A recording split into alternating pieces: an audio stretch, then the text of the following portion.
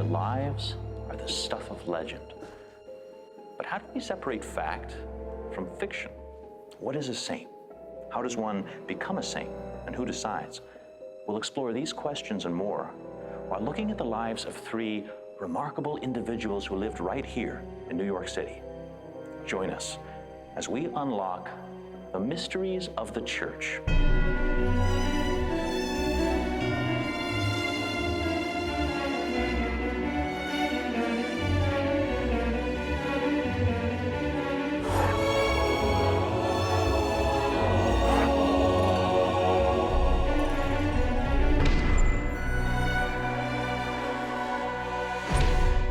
The saints. There are over 10,000 men and women officially recognized by the Catholic Church as saints. But what is a saint?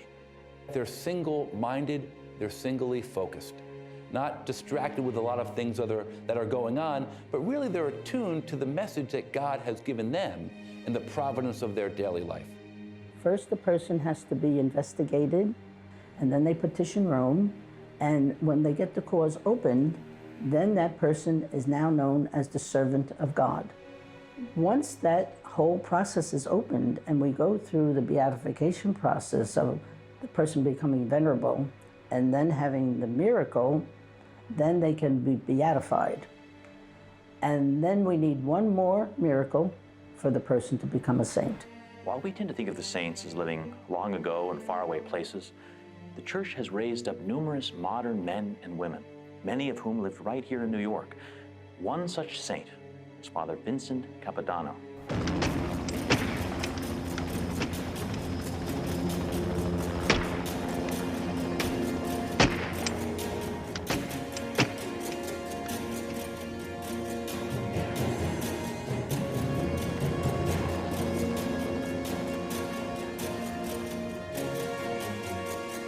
(1959 to 1972).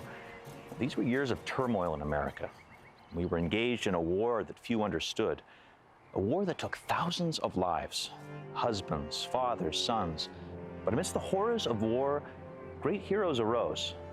We're here in Holmdel, New Jersey at the Vietnam Memorial to learn about the story of one such hero, Father Vincent Capodanno. A native of Staten Island, New York, Father Vincent Capodanno was a U.S. Navy chaplain during the Vietnam War. In 1968, the U.S. government awarded him its highest honor, the Medal of Honor.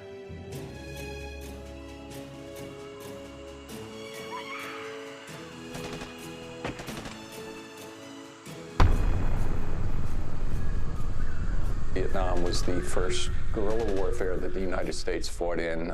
We actually had to go out into the jungle, clear huge openings, build these fire bases or forward support bases, and then ground troops could then go out and look for the enemy, because the enemy would snipe at you, would ambush you, and then they'd melt off into the jungle. We had a lot of chaplains, Catholic priests, a Protestant, no matter who, you know. But of course, my background, very religious Catholic family, you know, a Catholic priest would show up and like, how did he get out here? A lot of times they choppered him out, you know. But if we were not too far away, here they'd show up in a 2.5 deuce, a 3/4 ton truck or a Jeep, and you'd be surrounded by elephant grass, and he would use the front of the vehicle as an altar, you know? Amazing. Father Vincent had already been on an extension, but he had a letter on the desk of the head of the Secretary of the Navy asking for a special dispensation, for want of a better word, to get another 6-month extension. And he was bantering back and forth with the powers that be to see if he could stay. He didn't want to go home. That wasn't in his plan. Oh, Father Capodanno actually was with the Marine Corps. And in 1967, they met a group of North Vietnamese at about 2,500, and I think that they had 200 people or something like that. It was in those numbers. And in a very short amount of time, 36 were killed, and they had to bring up another company to take over this particular fight that they had. Amongst that melee, he went out and said last rites to a number of Marines. The last thing that happened to him was he was saying last rites to a Marine, and it was right next to a machine gun nest, and he unfortunately was killed. Even these bushes here, And when they're bloom, they have little red berries on them for all the drops of blood to shed on the wall. Even the handicap walkways are in the shape of a double helix DNA, which means life. There's an old cliche where people say, when was the last time you were in Vietnam? And my response, and a lot of Vietnam veterans' response, is last night. Gregory Perillo, one of the foremost artists of the American West, was so inspired by the story of Father Capodanno that he painted a portrait of him in action. First of all, Gregory Perillo is one of the foremost artists in the nation. His specialty for years was the Southwest, American Southwest. In looking at this painting here, you can see the emotion that Gregory Perillo put into the painting and the anguish that he put in. Father Capodanno walked in a room, and there could be 100 people in a room, and you knew Father Capodanno walked in the room. He had a charismatic personality, kind of reminiscent of John F. Kennedy, Reagan. You knew he was in the room.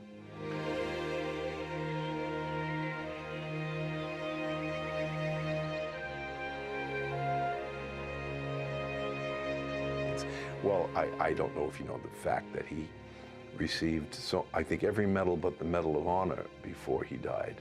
The Bronze Star, the Silver Star, bravery medals.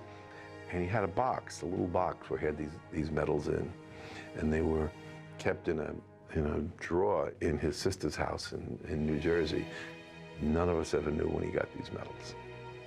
Nobody knew that.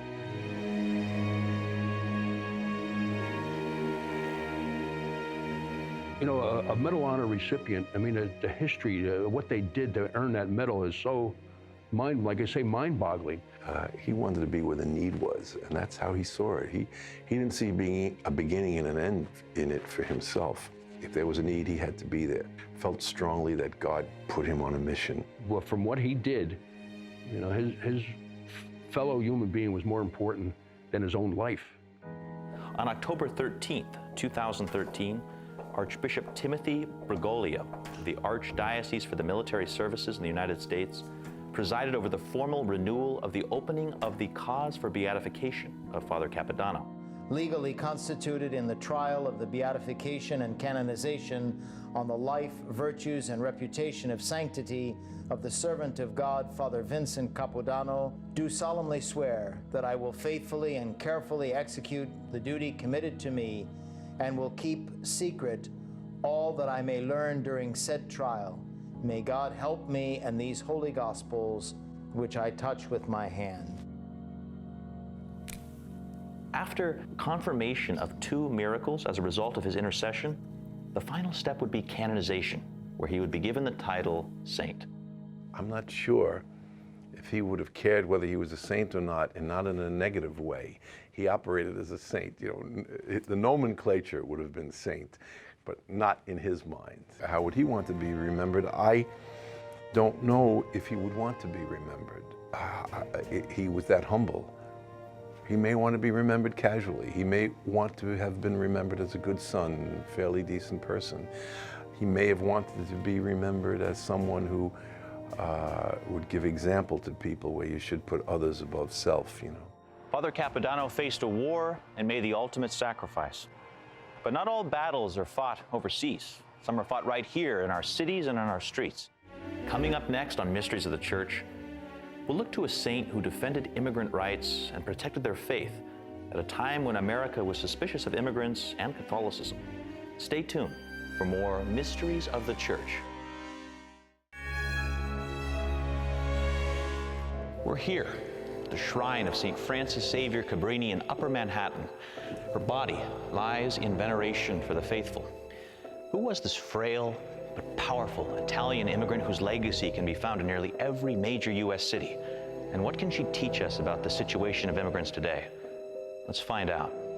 As a third-grade student, I learned of this incredible woman who believed that God wanted her to do great things for him. In fact, she wanted to become a sister in 2 congregations, said, "You are not strong enough to become a sister." Ha! She was not strong enough, and yet, as an adult, Mother Cabrini could ride on a mule across the Andes Mountains the first time the ice broke and she could get across. Her parents were very religious, and her mother used to go to Mass every day. Her father would read to them from the annals of the propagation of faith. And so Cabrini's spirituality, you might say, began in her family.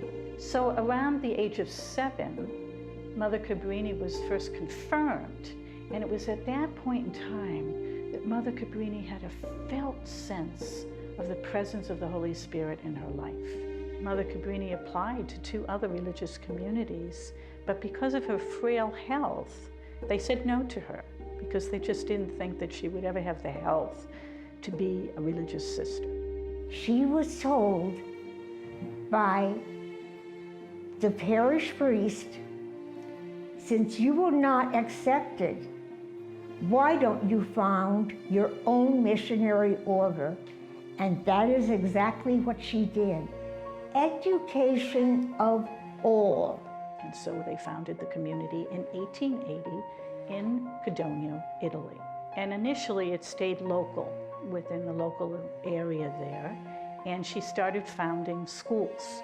But she always had this missionary desire, this missionary urgency. She wanted to go to the world. And so eventually she said, I'm going to go to the Pope. And just prior to that, she had met Bishop Scalabrini. And Scalabrini was aware of all that was happening with the immigration of the Italians to the United States. And he had already spoken to Pope Leo XIII about this. She met Scalabrini and she started to hear about the plight of the Italian immigrants in the United States. The United States has been called the nation of immigrants, and yet bigotry, poverty, and hardship has met nearly every cultural and racial group that has set foot on these shores. It was to these huddled masses of poor and desperate people that St. Frances Xavier Cabrini devoted her life, becoming known as the Mother of Immigrants. In March of 1889, Mother Cabrini went to the United States. And there she found the horrible condition of the immigrants and how much they really suffered. They were in tenement houses. They weren't treated respectfully. So Cabrini first would attach herself to parishes, local parishes. And the Italian immigrants would be so excited to finally have someone who could speak to them in Italian. There was a great racism almost, or a sense of prejudice against the Italian immigrants at that time. And yet, they were the ones that did the most difficult work oftentimes. And many children, unfortunately, became orphans because of the terrible working conditions. Many times, the immigrants, the parents were killed. And so one of the major works that Cabrini originally did were orphanages, because there were just so many orphan children. Mother Cabrini said, what is the need of this moment? And according to the need, that's what she did. So in the United States, Mother Cabrini eventually worked herself across the country from New York all the way over to Seattle. So she went to New York, she went to Denver, where she would go down into the mines and actually talk to the immigrants. The sisters literally went down into the mines and would talk to the miners down in the mine shafts. She went to New Orleans. There was an outbreak there and they were lynching immigrants, and she says, I have to go there. And so she went and she stood at the side of the immigrants in New Orleans. And Cabrini continued ministering not only to those in need here in the United States, the West, but on down, Central America, South America, crossing the Andes. Cabrini has traveled so far and ministered to so many that really are in need. And immigrants today still come to this shrine, still place their petitions before her altar, still beg for the green card, still want what we all can appreciate so very, very much. If she were alive today, she would very much be the patroness of immigrants. her response would be to say, how can I help you? Similar to what Mother Cabrini did, we also are trying to say, what are the particular needs of immigrants of today?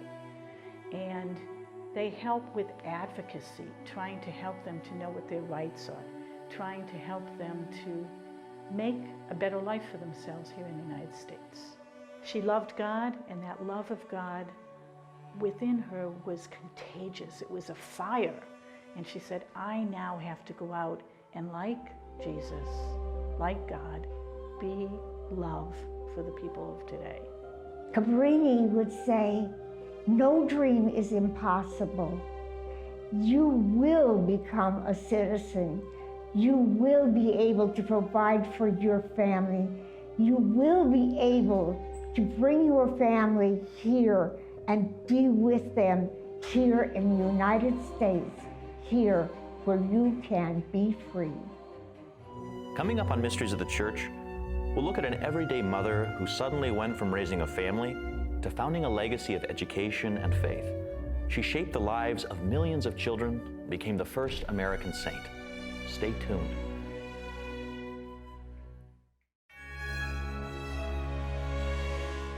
St. Elizabeth Ann Seton. She's one of our most revered local saints, honored in various locations throughout the tri-state area, including Seton Hall University and Mother Seton House. Born in 1774 to a wealthy and prominent New York family, she was raised in the Church of England, which later became the Episcopal Church. Who was this connected and cultured woman who abandoned the luxury of New York's high society, devoting her life in service to the poor? Let's find out. She was an Episcopalian, a wife, a mother. Her husband died and she became a widow and converted to the Catholic faith. The first saint canonized from the United States. So St. Elizabeth Ann Seton really began to help with the education system in the parochial Catholic school system in the United States of America. She, along with other women, founded the Sisters of Charity as a way to gather women together to begin the education of the immigrant children at that time. And even today in the tri-state area, probably the majority of people who are 65 and above have their lives impacted by the Sisters of Charity. By founding the Sisters of Charity and beginning the tradition of Catholic parochial schooling in the United States, Elizabeth Ann Seton changed the lives of generations of young girls and boys who received a free, quality education and a lifetime of faith. Her work for the poor and needy and those thirsting for knowledge continues today, hundreds of years after her death. Before converting to Catholicism, St. Elizabeth Ann Seton went to church here, St. Paul's Chapel, one of the oldest churches in New York. What prompted her conversion to the Catholic Church? A young and beautiful woman who was a mother of 5 and who was a socialite in New York and who was also recently a widow. And she found herself in Italy. Her husband had succumbed to tuberculosis while there, and she was waiting with a family to bury her husband. And she was attending the Mass with this family, and she was taken with their devotion to the Eucharist. One day, she was on the street corner during the procession of the Corpus Christi, and she was standing in the back of the crowd watching the procession of the Eucharist. And another American next to her jeered and said, "Can you believe all these silly peasants believe that's the body of Christ?" The answer came forth from her deep in her soul, "So do I." And that was sort of the moment where she said, "I believe that is the body of Christ." She came back and converted, changed education, and was canonized as St. Elizabeth Ann Bailey Seton in 1975. I called to mind a verse of St. Paul as he was writing to the Galatians. And he said, "It is no longer I who live, but Christ who lives in me." And I think that's sort of a common thread that's woven throughout the lives of the saints. And it's sort of the Christian paradox that when we die to ourselves, that really the Spirit of God can come alive in us. And so whether it's a St. Teresa of Calcutta or St. Elizabeth Ann Seton, sometimes we do get a glimpse of their holiness. And there is still something attractive today about holiness, whether it's in the Missionaries of Charity sisters that we can see here in the tri-state area, or the Sisters of Charity. And so while certainly it's the God who makes saints and the Church who recognizes saints, You know, that universal call to holiness is something that we're all called to. And Mother Teresa says it's not the privilege of the few, but rather the responsibility of everybody to be holy as we are.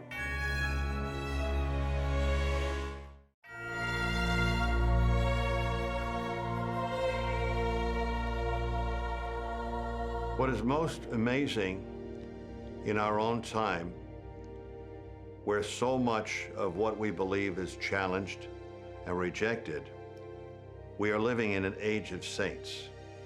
And here in our own city, countless saints have walked and still do walk these city streets. We can go to St. Peter's Church on Barclay Street, and there's a picture of the crucifixion over the altar that comes from the original St. Peter's Church, and it was in front of that painting that Elizabeth Ann Seton prayed in that time when she was moving from the church, the Anglican communion, to the Roman Catholic communion. Saints are people who the light shines through. And in this city, we've had a lot of them. There are a lot of them that are walking around right now, right here, and some who have touched the lives of people very, very deeply. These are people who bring the radiance and joy of Jesus into life. We are changed because of them. And I really believe when we speak about saints in our own time, the Lord has only just begun, that the best is yet to follow. The saints, men and women who loved radically, people of great faith, yes, people of great courage as well, who sometimes, like Father Capodanno, paid the ultimate price for what they believed. The early church fathers described God as the source of light, knowledge, and love. In early depictions of the saints, we find a halo behind their head, which represents the light of God's grace perfectly united with the soul and body of a saint. Now, more than miracles, more than supernatural feats of strength, it is this quality of offering a human window into the heart of the divine that makes their lives so compelling. Thanks for tuning in. And join us next time as we unlock the mysteries of the Church.